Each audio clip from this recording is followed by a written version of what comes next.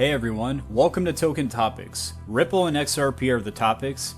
Ripple, Employee Appreciation Month, also collaboration with faster payments, words from a Digital Pound Foundation podcast, and also words from the managing director of Ripple on the rollout of this technology and more. Please do hit the like, share, and subscribe to stay up to date. Remember, I'm not a financial advisor, and always do your own research. With that out of the way, let's dive in. Before I begin, I'm going to show you how simple it is to claim your FLR rewards on a DCENT wallet. Let's get it. Alright, it's simple to claim your rewards. Open up the DCENT wallet app. Put in your passcode. If you're using a free mobile app version, just put in your passcode. If you're using a hardware wallet, make sure the device is connected through your Bluetooth. You just use your thumbprint, tap on OK on the device, and then we let it connect. Right there, the device is connecting. So now the hardware wallet is connected. As I stated before, the free app version, same concept. So to claim the rewards, at the bottom, you're going to see Discovery. You're going to tap on that. And we're looking for the FTSO portal. You can see it right there in the center, so tap on that. And even though it says Songbird, we're still going to tap Go because we're going to switch the network to FLR. Super easy. So where it says network right there in the center, you're going to tap on that, and we're going to tap on FLR. Then tap on select. And tap on yes I want. If it asks again, just hit yes I want. Alright, now you can see the total wrap FLR and total claimable rewards right there in the green in the center. So we're going to tap on that.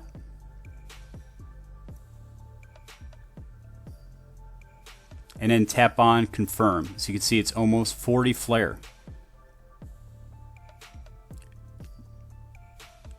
Then tap on OK.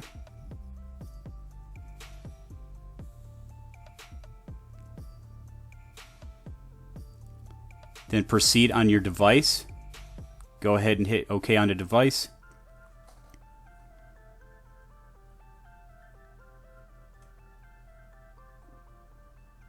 Alright, now it's waiting for the confirmation.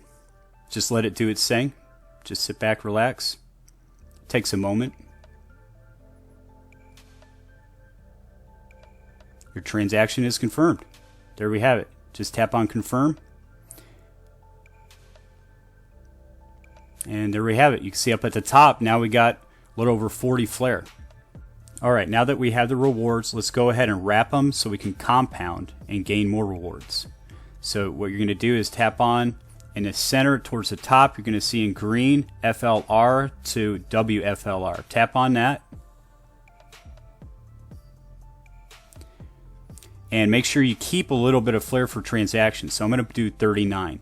So I'm going to put 39 FLR and then tap on to wrap and then tap confirm. And tap on OK and let the wallet do its thing. It takes a moment. On your device, you're going to actually use your thumbprint, hit OK.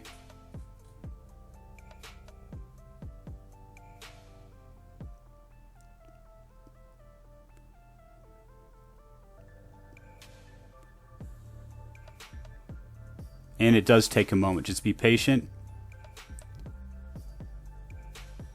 And there we have it. Transaction is confirmed. Just tap on confirm, and there you have it. It wrapped them. So now it's compound. And just to double check, you can see on the wallet, it did indeed wrap them. Check out how Ripple takes care of their employees. Now, I'm not just talking about cupcakes. If you've been following the company for some time, you know they take really good care of their employees, and they are top notch. So Ripple posted, Ripple Life is sweet. We are committed to creating an environment for our employees to be at their best selves. Today and every day we value the Ripple team for who they are. Happy Employee Appreciation Day. Those cupcakes look amazing. Check out these little gifts they give them. Awesome. Ripple also recently posted, Ripple's Senior Vice President and Managing Director joined a panel to discuss all things Web3, including the tools and rails needed to unlock the future. Let's go ahead and hear a clip. Chris Larson came to Level 39 in London, 2014, I think it was, the first blockchain lab there, and he told me about these new rails. Okay, new rails. And I thought, interesting. Who are you targeting and why? So here we are today, and the question is, old rails, new rails. Why is it taking so long? It takes a long time to build another financial network, which I think is what Ripple set out to do. As people know, there's XRPL, the ledger, there's XRP, the digital asset, and then there's Ripple, the company, which was set up to build use cases. And we really set out, and Chris was an unbelievably visionary founder, still involved. We still see him in San Francisco. But this notion that cross-border payments was a utility or use case right from the very beginning. Yeah. And so we set out to do this, and as people on the panel know, and Joe's been around this, we didn't have a lot of luck early on in selling a vision of moving digital assets across a new SWIFT network early on, because a lot of the banks we went to talk to, they may want to invest in us, but they wanted nothing to do with digital assets at that point. And so we found a lot of innovative PSPs and fintechs who were willing to buy into this vision of building a now 70-country financial network known as RippleNet, which is the core business we have. We also play in CBDCs and NFTs and other things on the other side of our business. But the rails have migrated over time. That's the most important message. When we built this on fiat, we had a real use case for moving specifically around remittances or small business flows. That's right. But in the last year, and this is what I think is so important for this discussion these 3 days, there's just a lot of good stuff going on underneath the noise. There's real signal going on. And for us, it's very simple. The number of people adapting and using our on-demand liquidity product, which uses digital assets across one country to another, really settling across the blockchain, has gone from 3 countries where we could do this 18 months ago to 40 payout countries. And the volume on the network has gone from about $1 billion US to a $15 billion run rate. So things are happening, but you asked the question, why is it taking so long? It's because building a network that has participants and entities on it that are KYC'd and AML'd and we believe in and trust takes a long time to do. Now let's listen to Christina Campbell, the CFO of Ripple, as she discussed one of the many benefits that crypto can bring to moving money. So I'm going to take the easiest payments transaction I think I make in a month, and that is paying a bill through my bank. When I pay that bill, I do it via an ACH. The money's immediately debited from my account, and whoever I'm paying doesn't get it for 2, 3, 5 days later. Crypto's good for payments because it gets rid of that 2, 3, and 5 days and makes it instant for when that biller receives my money. So instead of waiting for a bank transfer and traditional bank hours and banking systems to all do their magic, if I'm trying to pay someone with crypto, I initiate that payment. Money transfers instantly. Works essentially the same way email does over the internet, where instead of data transferring like that so quickly, it's actually the value that's moving that quickly. So that's why I feel like crypto is great for payments. All right, Ripple is indeed working with the U.S. Faster Payments Council. In fact, they let us know by posting this. Our latest white paper in collaboration with the U.S. Faster Payments Council explores current sentiment and adoption of blockchain and crypto and payments. We surveyed almost 300 global payment leaders and found that the majority of respondents believe in the power of crypto for faster, lower-cost payments. If you'd like to look over it, it's in the description. Let's move along. Ripple is definitely a leader in sustainability. In fact, recently, they stated that they are proud to partner with Solana Foundation, Blockchain Infrastructure Carbon Offset Working Group, Global Blockchain Business Council, Eco Networks, and more to accelerate the use of crypto-based solutions for climate change. If you like, you can check it out. It's down below. Next, we know Ripple is a partner with the Digital Pound Foundation. They're not only a partner, but they are a key player in this technology and faster payments. So let's go ahead and listen to episode 6 of a podcast about CBDCs that particularly interests and attracts you to them. What do you see as their potential in terms of a tool for applying macroeconomic policy, and what kind of benefits can they bring? So there's a few things here. Firstly, I'm a bit of a tech guy. I love technology, and I have a fundamental view of the world that technology will solve all problems. And when you think about payments, for me, the biggest problem is inefficiencies, it's wastage, it's transaction charges, it's delays, all of these things, unnecessary headwinds to the economy. If you think about every single part of that is a friction that doesn't need to be there.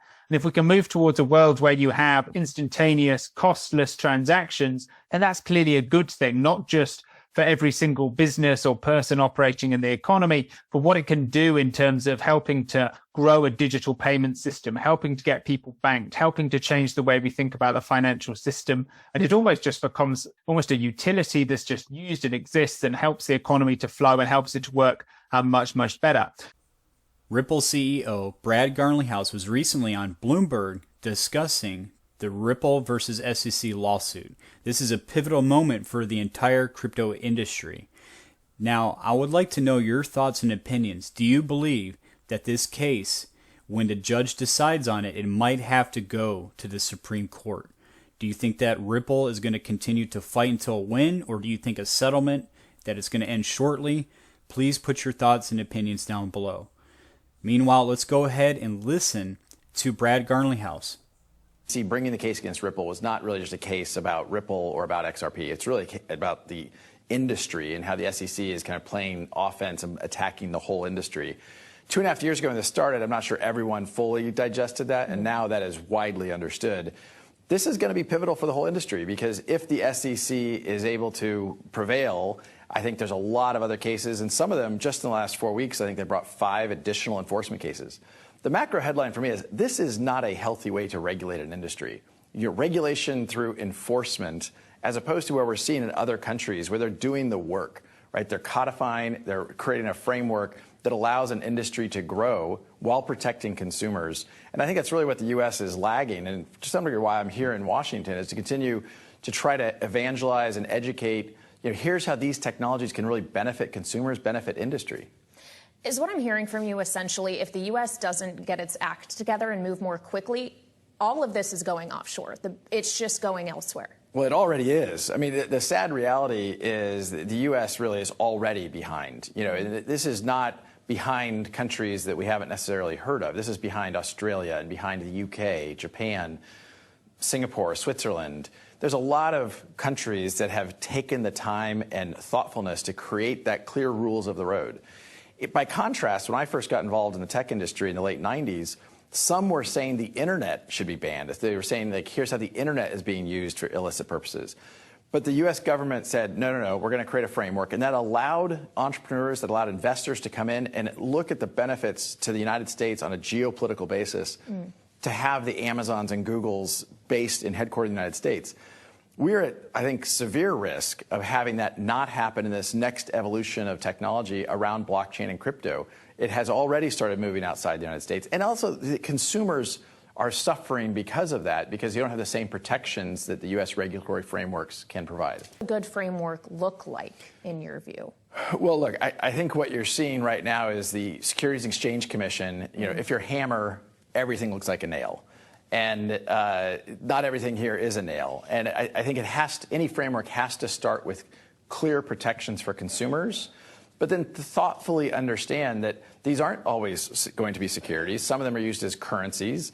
That is, having an efficient process to trade, exchange, move those things would be much harder in a world if they were regulated as securities. Well, everyone, I hope you enjoyed the video. Please do hit the like, share, and subscribe so you can stay up to date. Thank you.